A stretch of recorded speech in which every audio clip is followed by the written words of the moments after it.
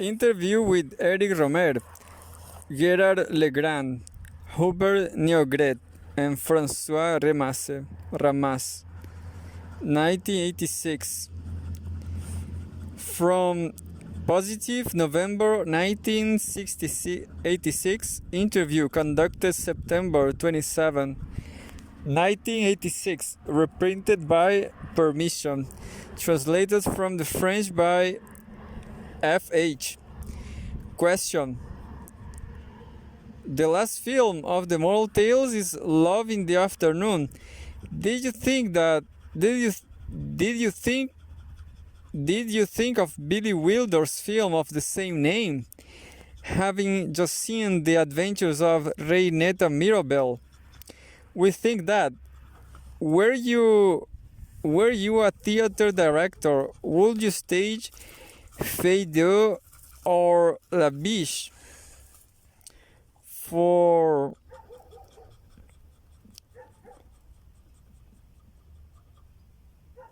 how do you see your relationship to comedy? Eric Rohmer: I did think of the title of Wilder's film. I like Wilder. He has a corrosive edge, joined with a certain vulgarity, which means I don't always have a lot in common with him. In the comedy genre, I prefer Lubitsch, but I don't name comic directors when I'm asked to name my favorites. Having said that, amongst the directors I love, some have directed comedies such as Hawks and Renoir. There are some extraordinary comic passages in Murnau. Question: in your first and last films, the scenario depends on signs of the zodiac. The fact that the heroine of The Green Race, a Capricorn, is very important to her. Le Herb Bleu section of The Adventures of Reinetta Mirabel doesn't rely so much on astrology as meteorology. And then there's Full Moon in Paris. Do you think that you see these as almost playful elements in your films, or it is really part of your ontological vision? Even when Eric Rohmer makes light-hearted films, is there still a precise version of the world which remains the same, a truth that we might label cosmic? Eric Rohmer: it's quite complicated, but I can answer your question because I've posted it in a very precise manner. Astrology, which I don't really believe in, plays a similar role in my films to the pagan supernatural in 18th century authors. In 18th century authors' work, when they had scruples about discussing Christian miracles. Personally, the Catholic Christian faith, which I am attached to, has inspired me from time to time. I allude to it in my Night at Mott's, but from a sociological rather than a religious point of view. In Percival, I emphasized it Christian characters, whereas it could have chosen its Celtic character.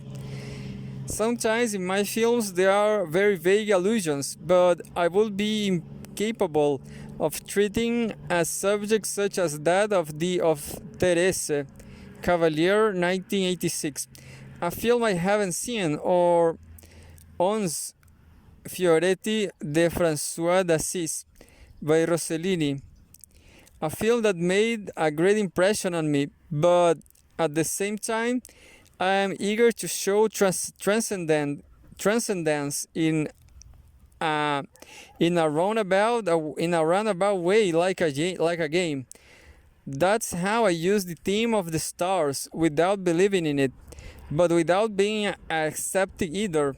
By which I mean being interested in people who believe in this area. I like people who have faith, even if I don't believe in the thing they have they have faith in. There's a second point which is much deeper and more sincere by my work. That's the cosmological or even meteorological side. My films are made using meteorology. If I didn't check the weather forecast every day, I could make my films because they are filmed according to what the weather is doing. My films are slaves to the weather, to the extent that I don't cheat and that I'm inspired by the weather. I have to be a weatherman. Is the cosmos as a perfect work of art as the natural marvel which attracts me. These are miracles of nature. The green ray and the blue hour are the miracles of nature. This feeling about nature that I've always deeply felt, I find difficult to integrate into my films, which are always more psychological and morose. My last two films have been an opportunity for me to stress this more than in my previous ones. Question: The Adventures of Reinette and Mirabel is in price of silence.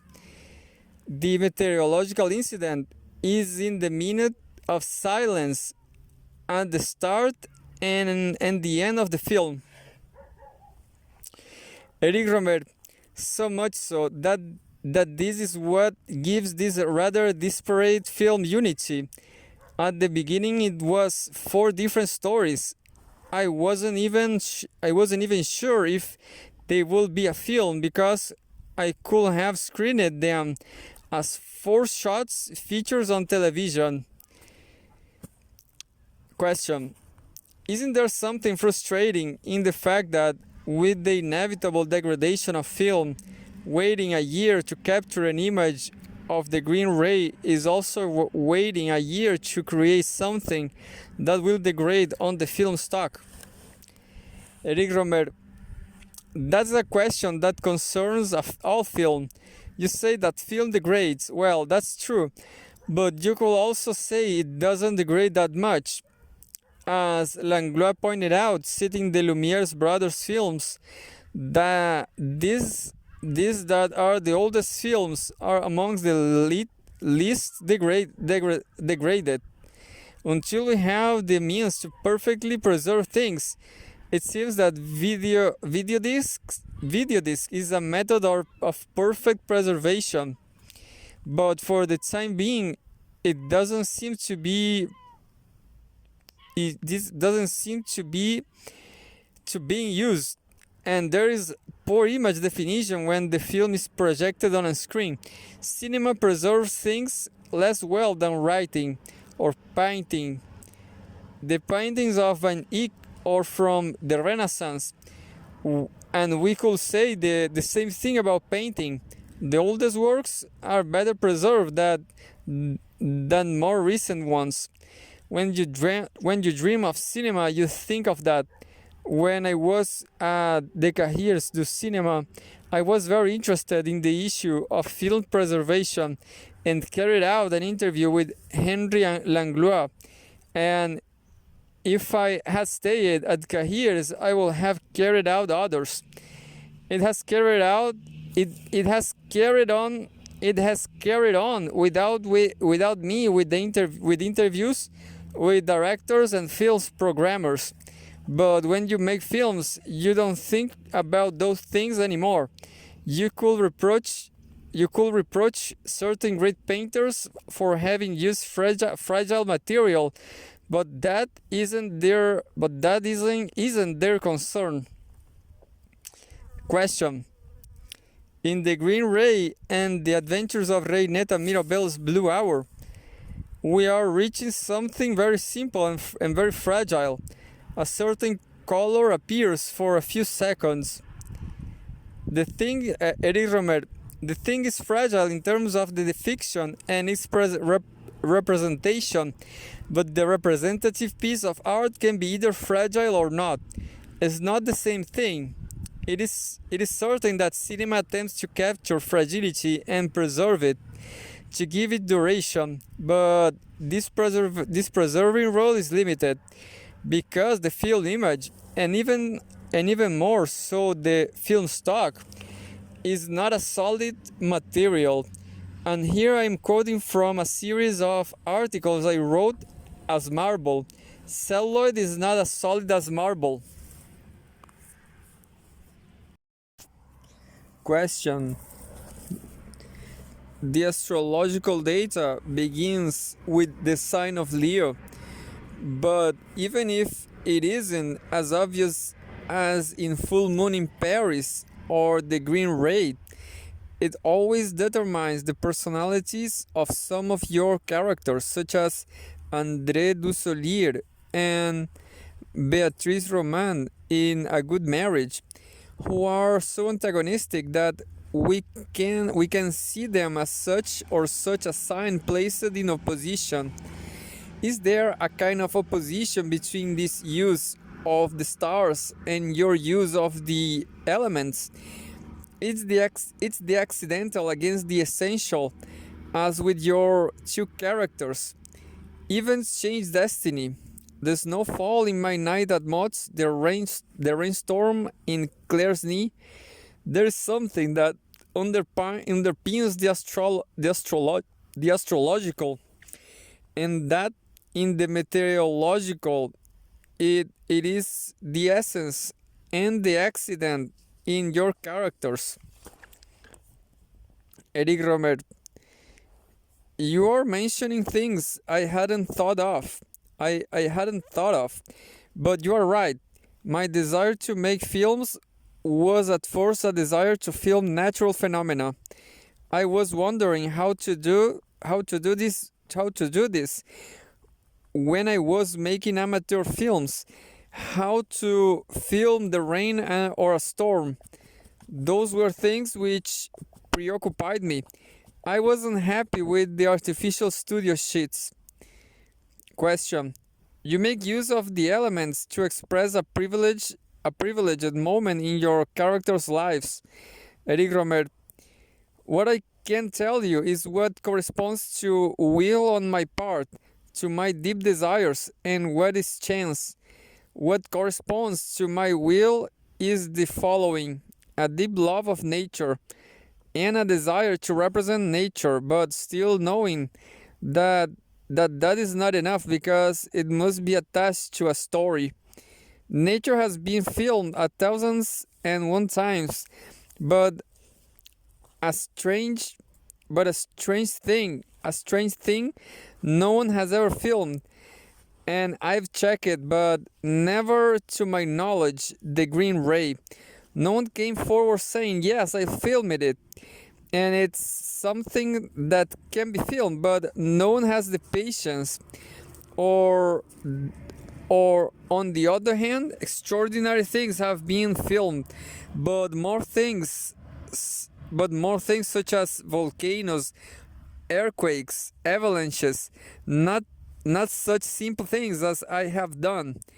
As for astrology, there is a side which isn't very serious and which really owes a lot of chance. Why is Delphine a Capricorn? The sign of Leo makes more sense because the story takes place in August, and therefore the saying had to be Leo. Delphine being Capricorn is pure chance. Her friends hands her over El Magazine, and in the horoscope, which is read in its entirety and which I didn't invent, it was Capricorn that corresponded exactly to her character. The actress wasn't that star sign, but one that's very close. Laugher. Question. In the Green Ray, the first of your films to be improvised in dialogue.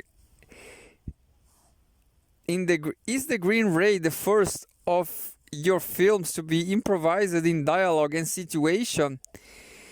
Eric Rohmer, The Green Ray is totally improvised. Nothing was written. There is not a trace of reading. In certain cases, the actors improvised completely. They said what they wanted to say. For the meal scene, I didn't say anything. I just indicated.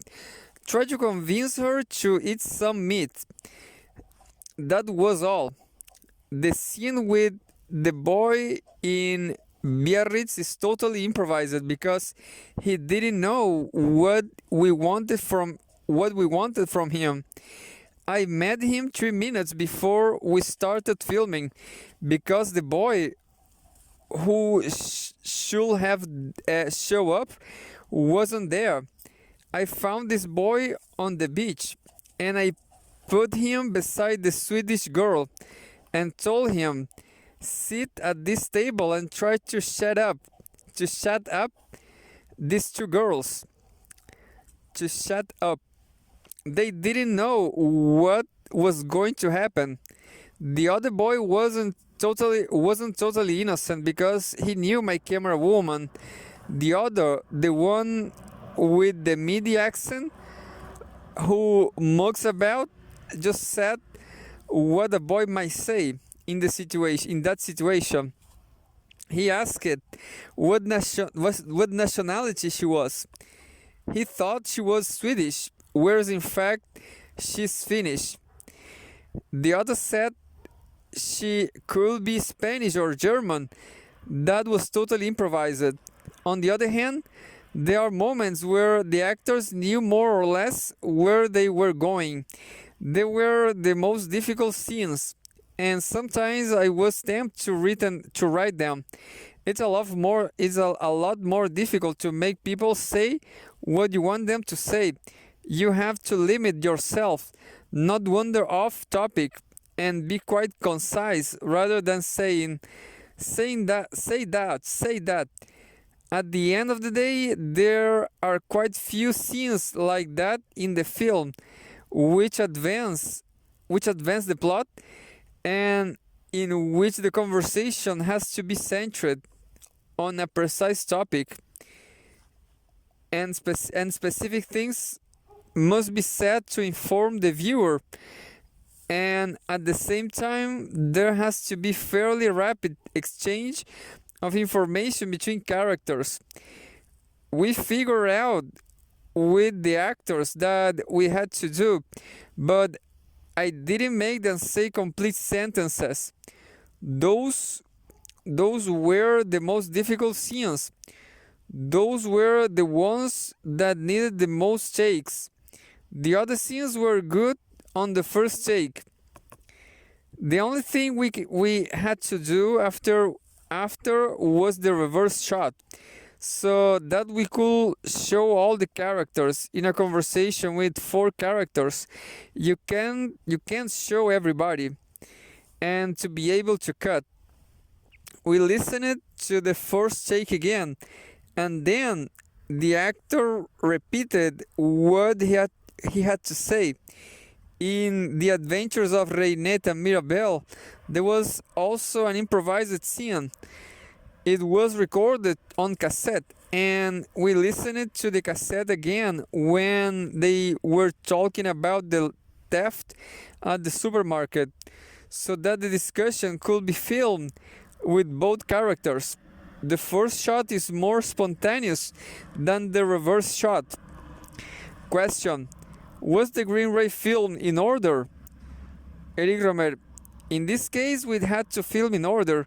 The only change is that we filmed the trip to the mountains before the trip to Cherbourg for practical reasons, whereas in the film it's the other way around. Question: did you use more film stock than usual? Eric Rohmer: no, less, which surprised me. When you're using 16mm, you're less worried.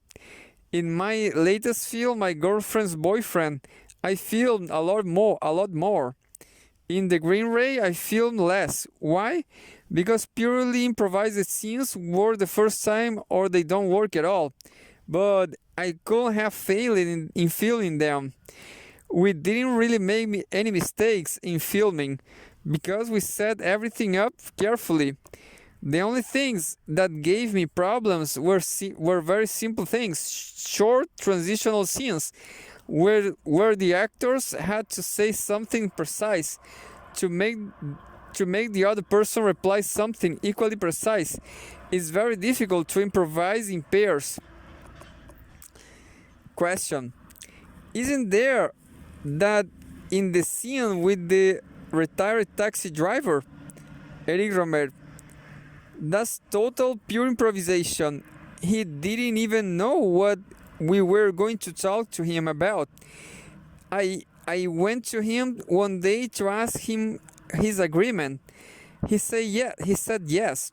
I asked him, "Do you go on holiday?" And he started to reply, and I stopped him. I said, No, well, we will talk about that tomorrow. The next day, we arrived with the camera and we asked him the question, like an interview. Eric Rohmer, exactly. The idea of the Green Ray came from there. I was struck by how natural people were in TV interviews. On TV, when people are in a natural situation, they are perfect. Whereas someone who is not an actor is awful when they are given a written text or when they are interrogated in the street with a microphone shoved under their nose in a situation where they are ill at ease. But when they forget all that, when they are sat at a table, people are perfect. During the adventures of Reinette and Mirabel, the girls asked me, what style are we going for today? There were two styles, the pivot style and the Polak style. The pivot style meant not jumping on the interviewee. You had to let him or her speak and speak politely afterwards.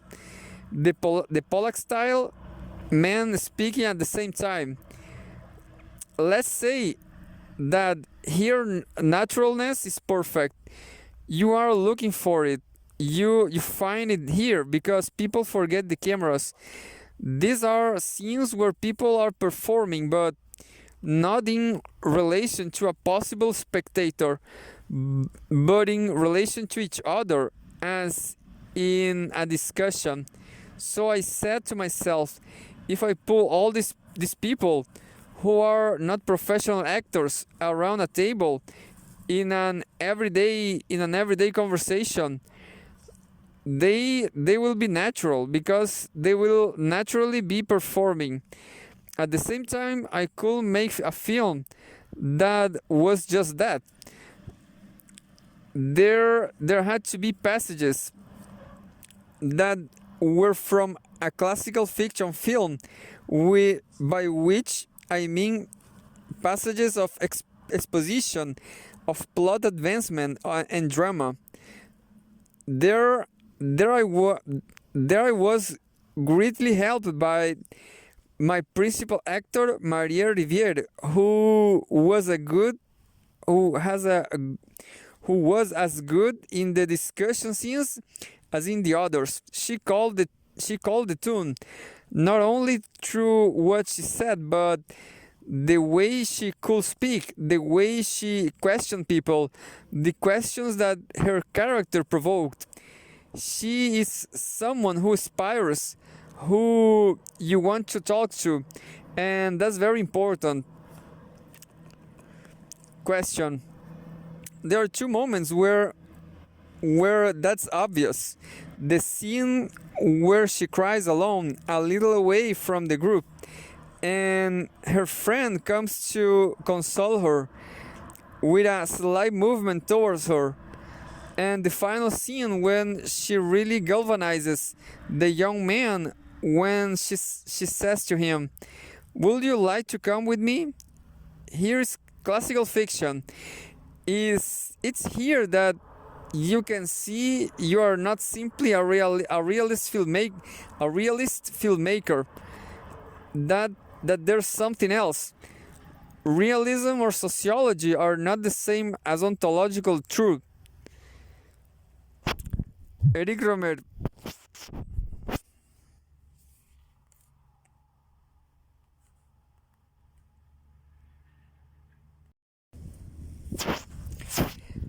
To come back to Maria Riviere, she didn't cry at the times I thought she would cry.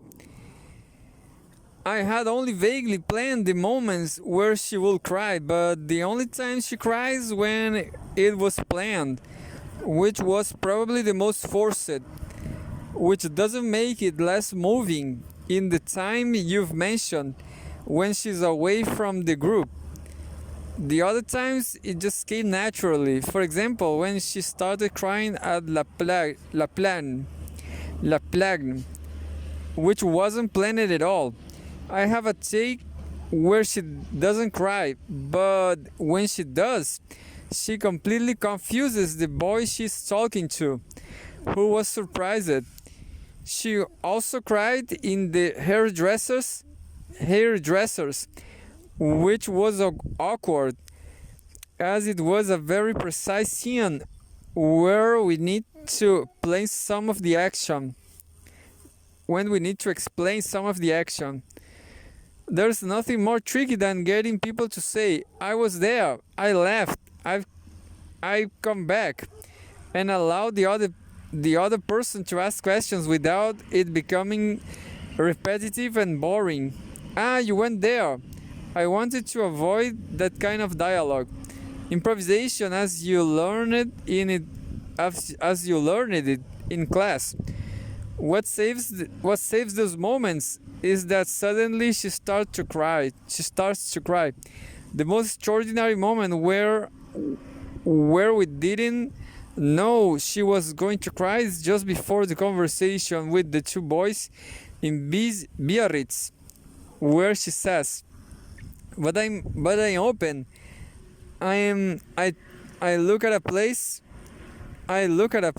and she begins to cry. To such an extent that the camera woman was surprised the moment where she begins to cry. She had started to zoom out, but then she noticed that Marie Riviere was crying. She advanced the camera towards her again. Question.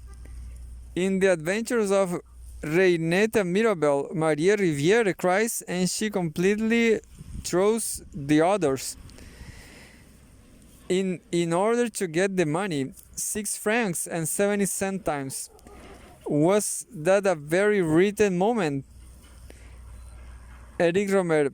The Adventures of Reinetta Mirabel is both very carefully written and not at all written. It is a completely blended mix, not subtly because it was planned that way, but because I now no longer know what was improvised and what wasn't. The most improvised episode was this one. The last wasn't improvised. It was totally written. Apart from when I let Reinette expand when she's discussing painting. On the other hand, Fabrice Lucchini says exactly what's written in this text, even though we have the impression he's improvising. In fact, he speaks his text very precisely at Montparnasse station. There was no text. It was improvised with all those kinds of misunderstandings and redundancies that this kind of discussion can give rise to. I could have written it, but it would have been a question of reading naive things to be said, because they are naive. If they are improvised, they can be naive in the positive sense of the word, a sort of truth about things. You can sense the person's sincerity, but if but if they are written, a critical point of view is adopted, and it becomes a kind of record of stupidity, a sort of Bouvard and Péchuchet. Question: She reads Bouvard and Péchuchet in the Jardin du Luxembourg. Eric Rohmer: I always thought it was The Idiot, but maybe she got the wrong book, because she was still reading The Idiot. Bouvard and Péchuchet is not a saga of stupidity. It's not that. They are not stupid. I wanted there to be a didactic quality. I wanted the girl to say profound things that appear naive. In the countryside, that quality was most apparent. Then it disappeared. But in that discussion, I wanted there to be something very true that shimmered with how young woman speaks nowadays, with common problems as people today might talk about them. That's why I let them say that they were thinking, even if I don't agree, and they said things I will never write. It's the only way to do it, to make it acceptable, because it will be unbearable to read it. On the other hand, the other stories, which are more comical, in which commonplaces aren't discussed, can be written. In a very general way, when there is philosophy in my films, whether it is cowardice or prurience on my part, a certain distance, I engage in debate via my characters, very often the actors. In my night at Mott's, I engage via Jean-Louis Trintignant, but that remains wrapped up in a very complex, ambiguous situation. The Marxists, those were Anthony Vittet's ideas that he expresses them at the time. In La Collectionneuse, the theoretical ideas that one can have about art in general were Alain Journy and Daniel Pomerolle's ideas. The small things that can be expressed in my films are often born from reflections from the characters or the actors. Here I wanted to go a bit further, to inspire myself from the characters, to transcribe in the thoughts of the characters. Perhaps the actors will tell you that these are not their thoughts. We express that for the film, but in real life, we think something else. It's possible. It doesn't really matter. That's certain. Is it hasn't come from me, even if I believe in it in a certain way. But I don't completely agree with either Reynet or Mirabel. I agree with their conflict. I think that they are discussing. I think what they are discussing is important. Perhaps I wouldn't express myself in the same way, but something in their dialogue affects me. Question: There are points of contacts. The relationship between reality and art. Reynet has a desire to deform reality through art, to transform it, which isn't totally antagonistic to yours. Even if she doesn't completely express your point of view, the film shares it. Eric Rohmer: I am closer to Reynet than to Mirabel, who expresses a kind of popular common sense. I am closer to Reynet in her paradoxes and her naivety. My naivety is less assured and more provocative, but I am closer to her, even to her ridiculous side. Even Dostoevsky is close to the idiot in his stupidity. I like ridiculous characters who make us laugh. All my characters have this ridiculous aspect. I want them to be like that. and they all contain a kind of truth. Question. The heroine of The Green Ray is reading The Idiot. Was that deliberate? Eric Rohmer. No, it wasn't a deliberate choice. It was a coincidence, a miracle. In that film, there was nothing but chance. That was pure chance. It just so happened she was reading that book. I don't know why. If she had been reading a book that I didn't like, perhaps I would have said, find something else. But as soon as I saw she was reading The Idiot, I said, oh, that's wonderful. She's reading The Idiot.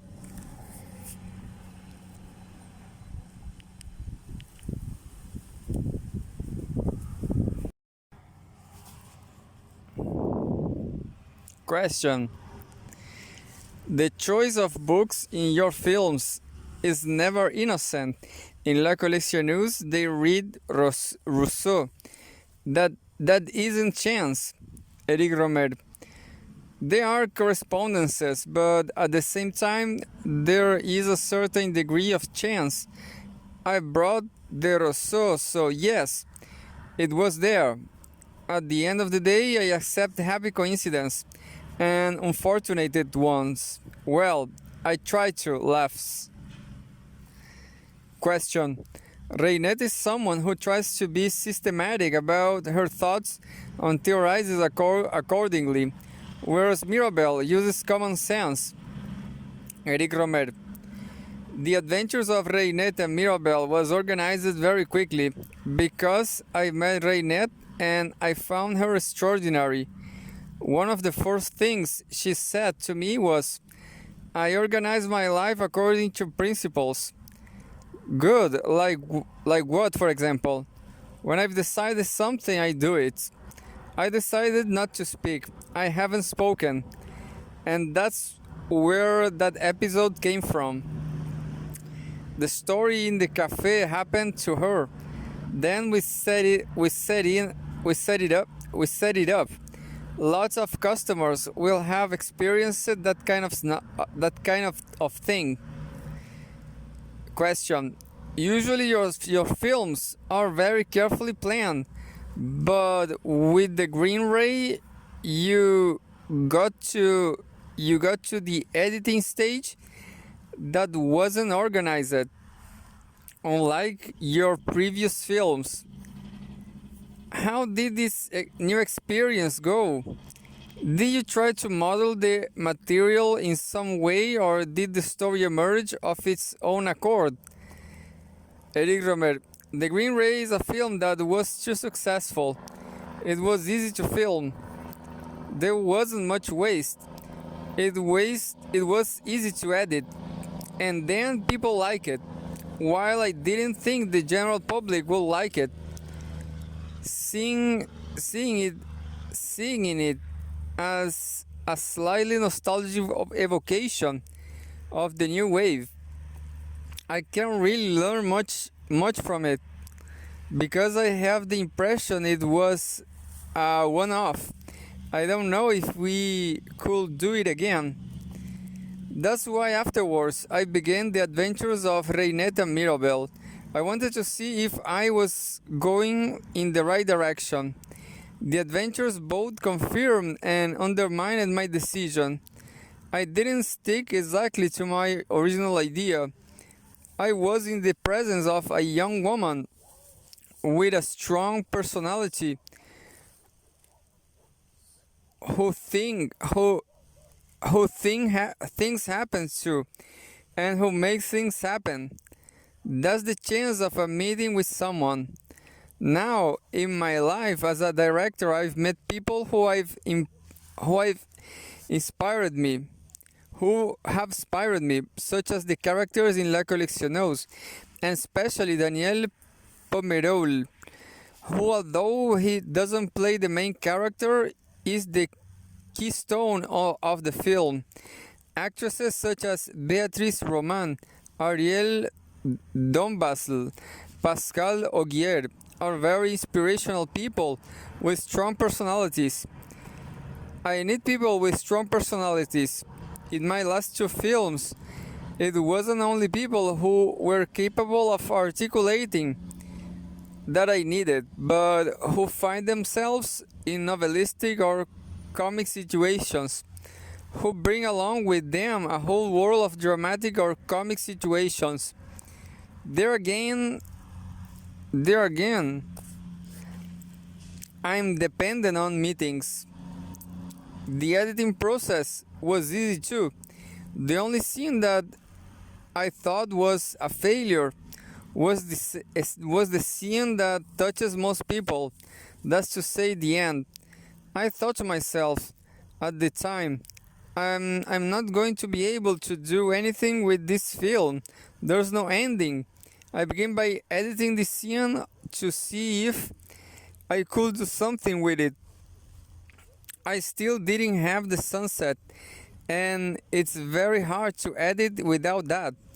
I made a sunset on a screen that I filmed, then edited that to get some idea of how it will work. Moreover, it was a very difficult scene to film. The characters were ill at ease. They weren't in front of the sea because it was too noisy. The promontory we were on was between the ocean and the bay. So the characters, instead of being just above the ocean, also because the light was moving, were in front of an embankment, turning their backs to the bay and not looking at the ocean. So that their gaze went the right way, so that they were watching a horizon. I used a towel or a bag. I don't remember which anymore. So we weren't filming in good conditions. It was a scene that needed several takes, and I chose shots from different times. I had to see what it looked like on the editing table. That was when I said, this scene won't work if there's not any music. Now in my films I never use extra diegetic music, never. But here I think it's needed. Then I had the idea of a musical theme that could be threaded through the film. When I saw that worked, I said to myself, okay, this end is possible. But it's a film that's a lot stronger at the start, and everything that happens in Biarritz doesn't add very much. I don't know if it will work with such a strong start. I'm worried it just peters out. It just peters out. That was my impression, that it was a film that started almost too well, but once the film was edited, the reverse is true. People feel that there is a progression towards the ending. That was what I thought about when editing. Question: but during editing, did you change or alter the story or cut elements that seemed important while filming? Eric Rohmer: no, I hardly cut anything. The intertitles with the dates I had already filmed. It was a film that was made with hardly anything. It costs 10 times less than we said. It's not that we lied, but in the announcement budget, you take into account anticipated post-production costs. In this film, filming costs about 10 total of the budget, and costs outside of that about 9/10. Obviously, the crew were paid for filming and editing, so you can see what a cheap film it was. I filmed the dates. I wrote them myself in green ink, and the heroine should have stayed a bit longer in Biarritz, where there were a few more days. Then I did shorten it a bit. For example, the day of the sunset wasn't the same as the one where she talks on the beach. The day of the discussion at the cafe was not the same one as she met the Swedish girl. They were the only things I changed. For the rest, I cut some shots that we filmed on a day when she walking on the beach, and it rained. We thought we had give it a go, but it didn't add anything. Oh, another shot too, where she's alone at the bench on a bench. But the sequence where she's alone in Biarritz seemed enough to me as it was. The sequences with dialogue are all in their entirety. Obviously, there was some waste, but not more than 2 or 3 times the amount filmed, which is really hardly anything. Question: You said you were a bit thrown by the Green Ray, but you filmed the adventures of Reinetta Mirabel before the Green Ray was edited. Eric Rohmer: I was a bit confused, yes, by the success of the film. Before, when I was filming Reinetta Mirabel, I wasn't confused. I wanted to reassure myself that we could have the same experience. I had really enjoyed making the Green Ray, but I didn't know then that it was going to be a critical and even a commercial success. But I felt that it was a film that had succeeded on its own terms anyway, and I wanted to carry on in the same vein, with the same principles. Question: You directed another film, My Girlfriend's Boyfriend, before Reinetta Mirabel was released. Eric Rohmer: I made another kind of film in different conditions. It was a more professional film made in 35 millimeters. But at the end of the day, the crew wasn't much bigger. There were 2 more people. That is to say, there were 5 rather than 3.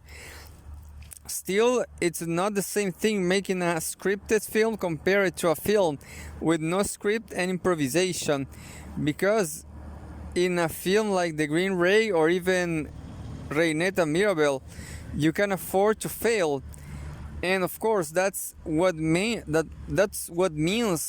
that you don't. For example, the sequence we were just talking about with the beggar, the railway station, the supermarket, and the department store, all that was decided the night before, and I didn't even know if I would be able to do it. For the railway station,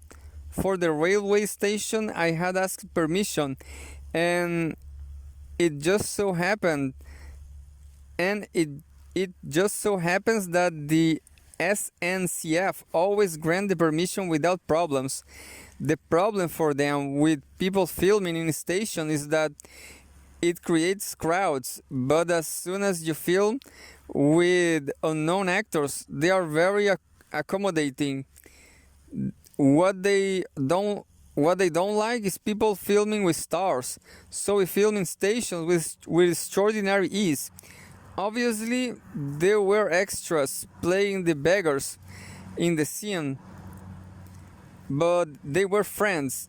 She could have just gone up to people on the streets, but I don't really like doing that because I respect people's right not to be filmed. If I film a crowd, I make sure it's anonymous. If not, I will have to tell people you are about to be filmed, and that complicates everything. All the people we see going by are people who weren't aware they were being filmed. However, I nearly didn't get the station shots that day. It was last September, and the weather, as the forecast had predicted, was magnificent. But in the Paris region, the start of the day was cloudy. Now, Montparnasse station has poor neon lights. It's also lit by natural light. from large windows, but like all public windows, but like all public windows, they are very dirty.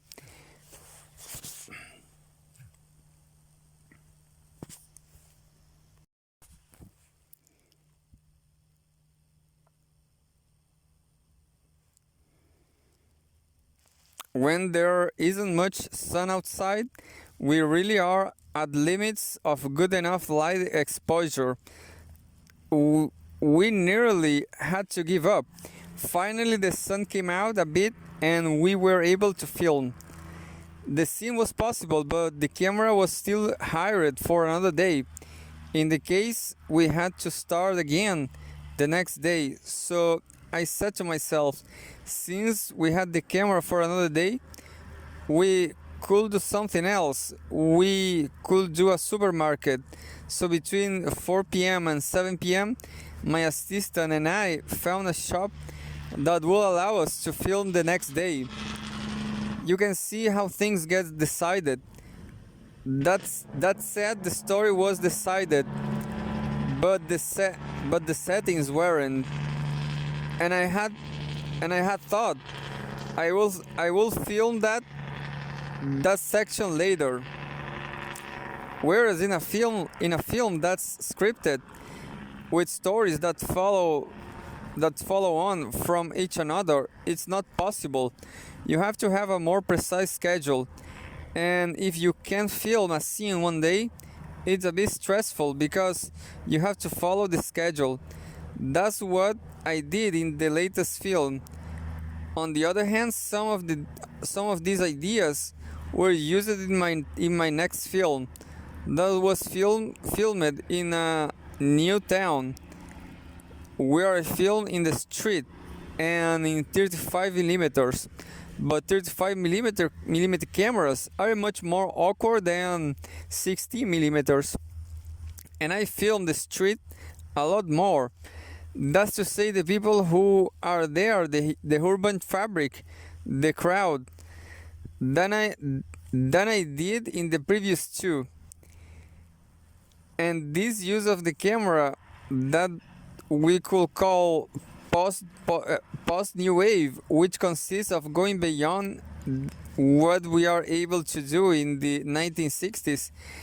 I think it's the best representation of the streets of all my films, including The Sign of Leo, where I hide myself a bit more. Now I don't hide myself. It's more open.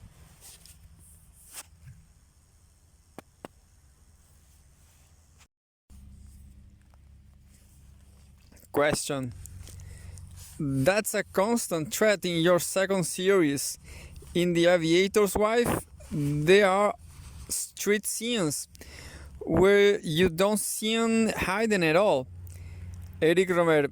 Yes, I carry on being faithful to that. And I think it's possible to go further. Perhaps I might return to the studio, as with Percival. I know that in the 70s I didn't want to film in the streets anymore. That's why I made Percival and La Marquise Dio.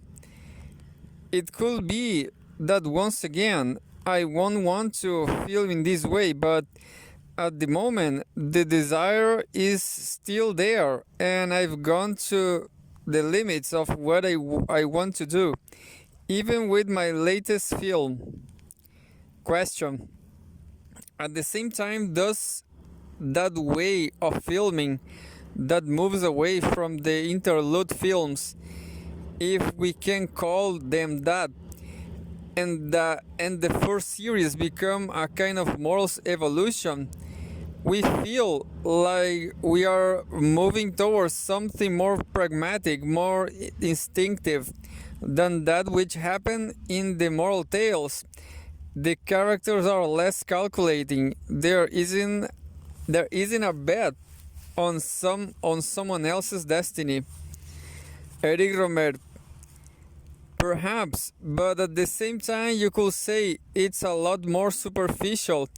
To be honest with you, when I was making Reyneta Mirabel, I thought this could be cafe theater, and I think what got rid of that element was precisely that it was filmed in the street. In reality, for the final episode, I nevertheless took the risk of filming something that didn't have the advantages of the earlier episodes. That's to say, the presence of reality. It was a lot more theatrical. It takes place in a precise area. It's based purely on speech. There's very little mise-en-scène, and people stay resolutely in their places. There I'm returning perhaps to Percival. Question. A very interesting thing about your career is the way in which, especially in the last series, you have moved towards filming with the simple methods, small crews, which gives you, and this is something I like to discuss, a greater freedom, as you don't have to bear the weight of the cinema industry. Rohmer. I said to myself, perhaps there are some people you really don't need when you're filming. First of all, producing Percival, we had to make some deep cuts. I had a certain amount of money, and the sets were extremely expensive, as were the costumes. More expensive than they should have been, in my opinion. So we had very little money left for the shoot. We had to make some sacrifices. So I got rid of the continuity advisor. Up until that point, I'd always vaguely had some looking after continuity. Thought never really a professional continuity advisor. I don't need them.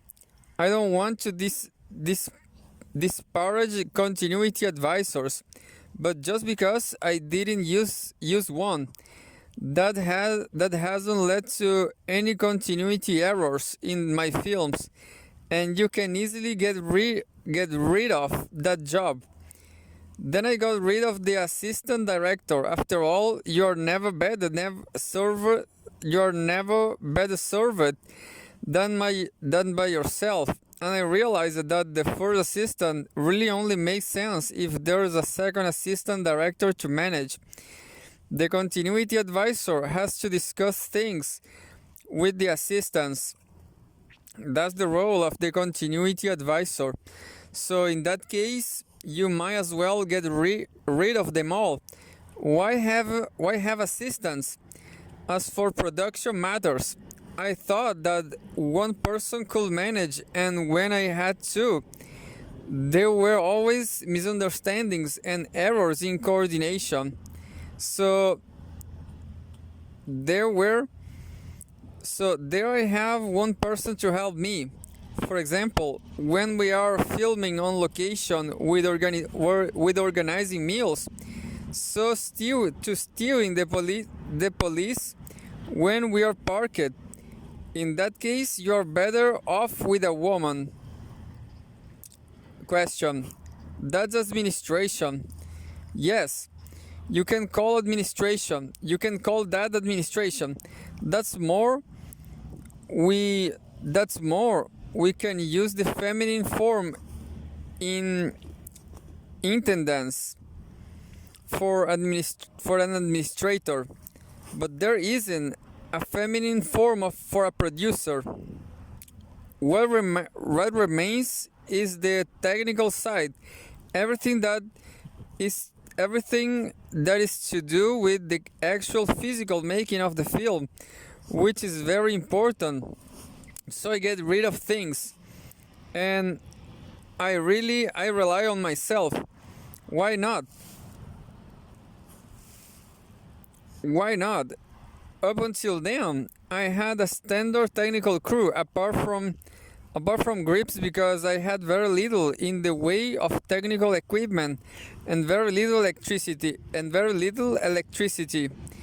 In Percival, there were a lot of them, but after that I haven't needed them. The operators themselves placed their projectors in the right place. Now now that they are lighter, plug in the wires, which is not of an extraordinary difficulty. Of course, it takes time, but it's not really lost time. I have 3 people who work on the image and 2 for sound, who seem pretty much indispensable. You need 3 people working on cinematography, even if one person looks after both framing and lighting. They will need to be helped, either with lighting or to operate the camera itself. And you need someone to change the film reels. So that's 3 people. As for sound, you need a boom operator. If you want good results, and even if you are using lapel microphones, you need to place them correctly, and it goes more quickly if there are 2 people. But I wanted to go further. I wanted to know if you could reduce all this to 1 person. That's what I did in the Green Ray and Reyneta Mirabel, where 1 person worked on the cinematography and another on the sound. I took beginners, 2 girls who up until then had worked on as assistants and had never, I think, had the responsibility of completing this work alone, and who were, I have to say, absolutely fantastic. Really remarkable. Really remarkable. What happens then? What happens when there is only 1 person? There are some constraints, such as when you want to analyze the work so far and see how you are doing. But my general assistant could step in and help with that. When you are filming in 16 millimeters and at the beach, there's less to be done anyway, and I could step in as well. I could have done the framing as well, because it's not inconceivable that the director should do it, but I'm not very gifted for that, so I leave the responsibility for framing to the cinematographer. Even when there are zooms, she organizes it as she wishes. It is difficult to intervene with that anyway. To be there as her shoulder asking her, to be there at her shoulder asking her to move forwards and backwards. All you can do is agree on some general principles, and that was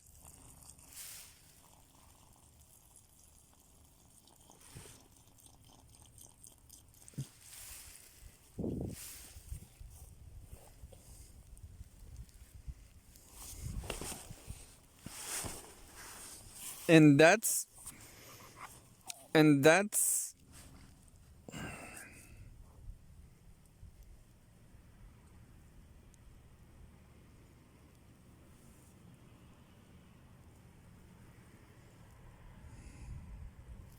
and that was perhaps more difficult. It demands a lot of work all the time for the person who is looking after the lighting, the framing, the equipment, the film. There's no respite on set. And as for sound, it is even more difficult. Holding the boom while keeping the Niogret recorder around your neck is very difficult, particularly for women, because the Niogret is very heavy. In those situations, there are things you can do. You can't change your mind while you are shooting, but at the end of the day, that isn't really important. What is more difficult from the technical point of view for sound in the Green Ray, a problem that will really have been resolved by the presence of another person, though, is the placing and position of the boom when people are improvising. They can even speak at the same time, and that caused problems. My producer wrote an article about this for Cahiers du Cinema. In the Green Raid, everything was done using a boom microphone because of the clothes. We thought, especially in Biarritz, where everyone will be in swimming costumes, that it will be difficult to use lapel microphones, and especially the microtransmitters. Generally, there were a lot of people, and at certain moment there could be 4 or 5 people talking at once, and that required a fairly complicated equipment setup. So we choose the boom, and on the whole, I find a satisfactory, and the defects, if you consider them defects, certain words are a bit lost. Are not only not really noticeable, but accentuate the impression of reality. I find it perfect. In the Adventures of Reinetta Mirabel, we use a different system: lapel microphones and micro transmitters, all in public. In the countryside all the time, apart from inside at Montparnasse, we use micro transmitters. So that's the technology. As for morality, you can do this. I wouldn't say for every film, but you can make a film with just 2 people, one for the cinematography and one for sound. Question: you are going to say that I'm being pedantic, but there is a slightly continuity error at the end of the Green Ray. In Saint-Jean-de-Luz, when Delphine is sitting at the cafe with the young carpenter, the glass of beer. Eric Rohmer: you are right, but I thought it couldn't be seen. We realized it, and the glass of beer bothered us, but we edited it in such a way that we got around it. However, you sent it anyway. You are right. I wouldn't say that there are never any continuity errors in my films, especially in films like that. But for the Green Ray and the way in which the film was shot, I don't see why I will need a continuity advisor.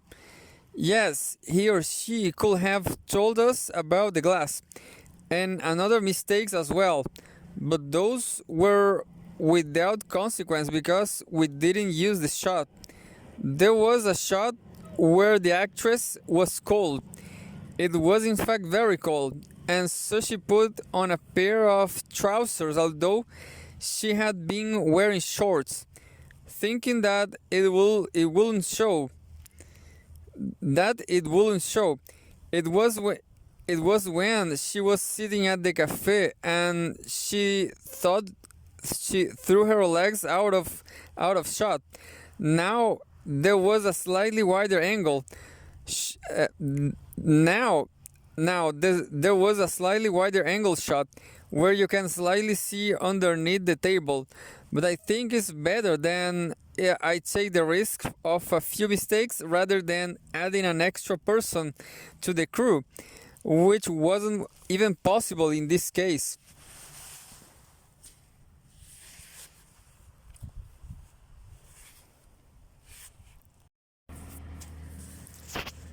Question: do you get more pleasure working in these conditions?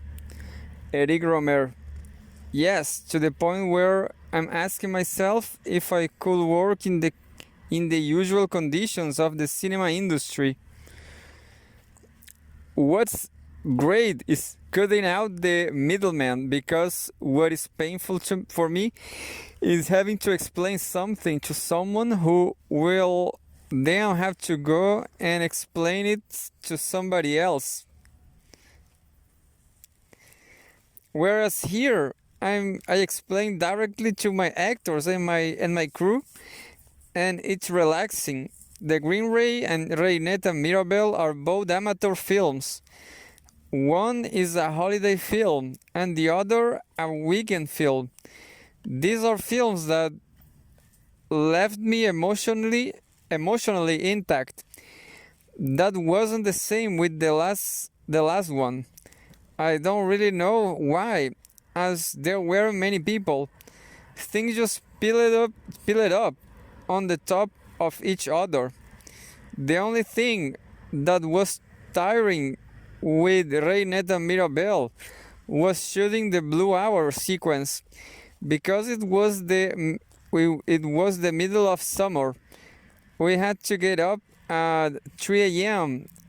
and to top it off, it was very cold. It's always cold and on shots, even in the middle of summer. But that was all.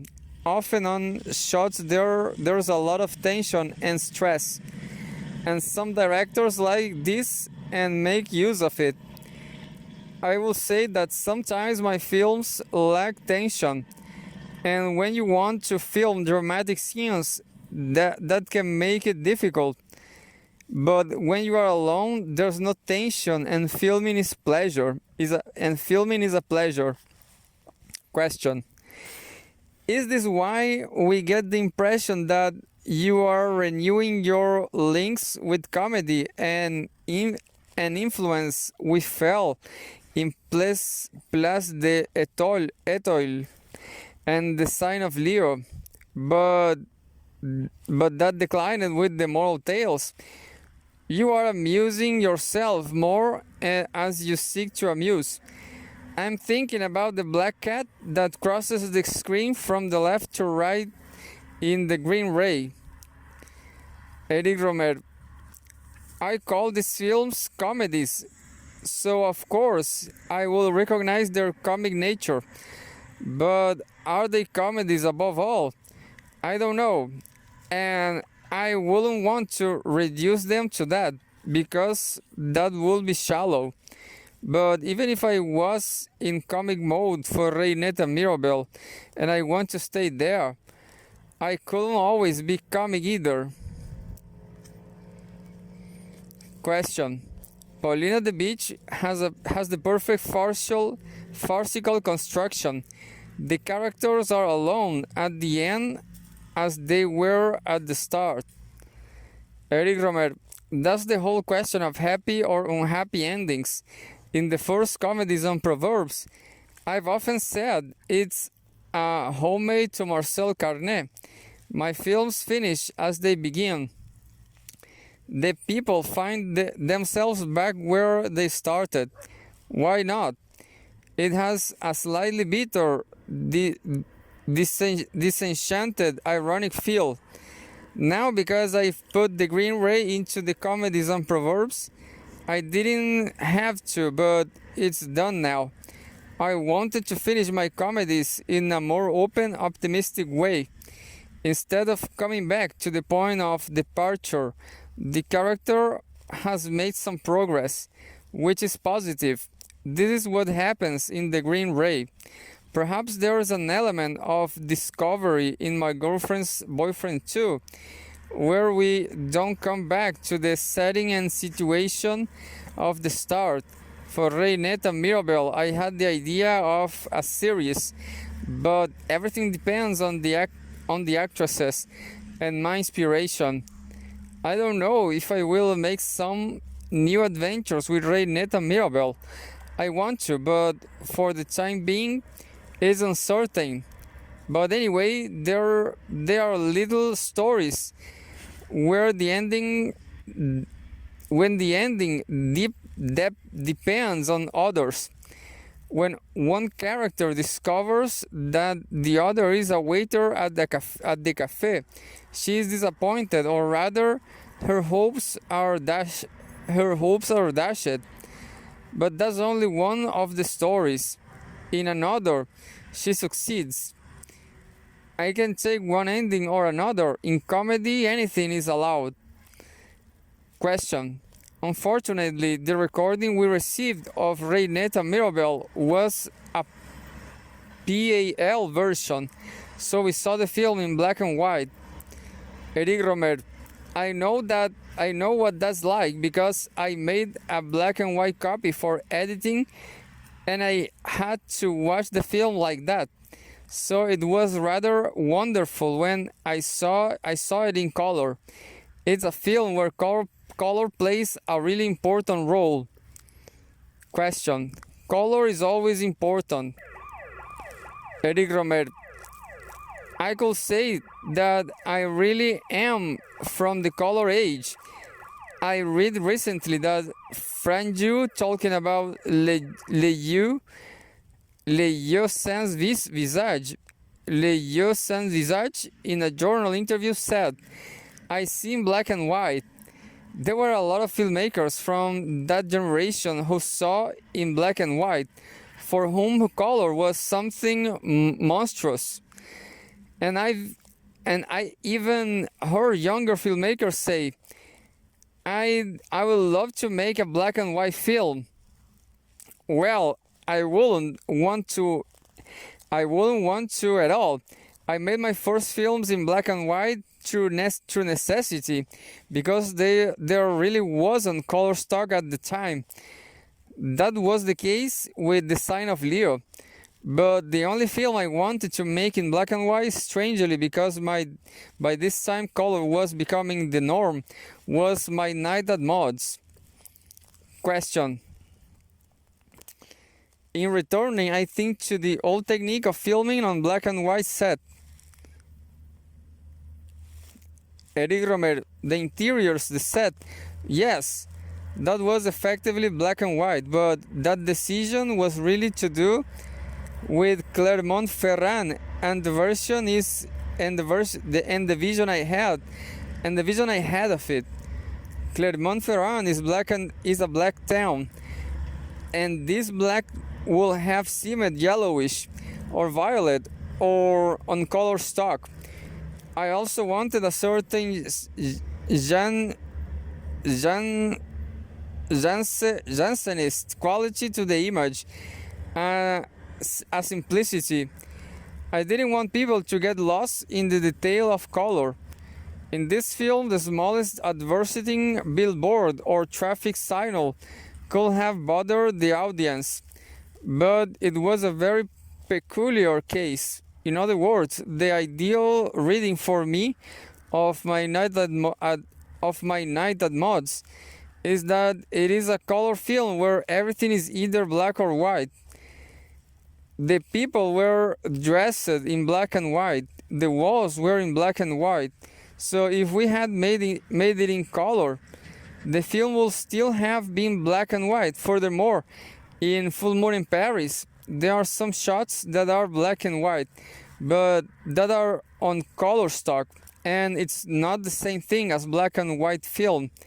I think that black and white filmed in color gives a rather extraordinary impression, but for me, in this case, black and white are colors. Well, so much for My Night at Mods. In my other films, color is very important. My film scripts, when they have one because of the green ray, there wasn't one, have a cover that matches their color. In general, it's not a single color. The Aviator's Wife was green and blue. A Good Marriage, pink and chestnut. Pauline at the Beach, a very light blue. White and red. Full Moon in Paris, gray. Normally there will also be bands of different colors, but here I cut out a small picture of a moon I found on one of those groceries boxes. I didn't find an adequate cover for the latest film, My Girlfriend's Boyfriend, because Sergi is a town of bricks, but its colors are green and blue, those of the lake and the forests.